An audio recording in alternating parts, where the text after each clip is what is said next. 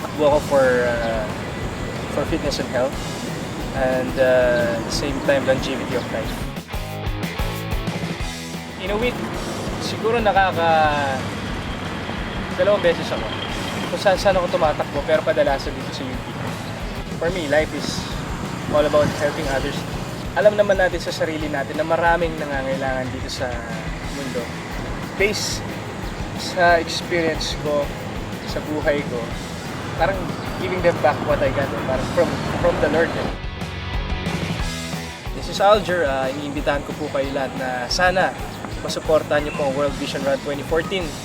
Makikita niyo po kami doon. Magtulungan-tulungan po tayo sa lahat ng blessings and purpose ni God sa buhay natin.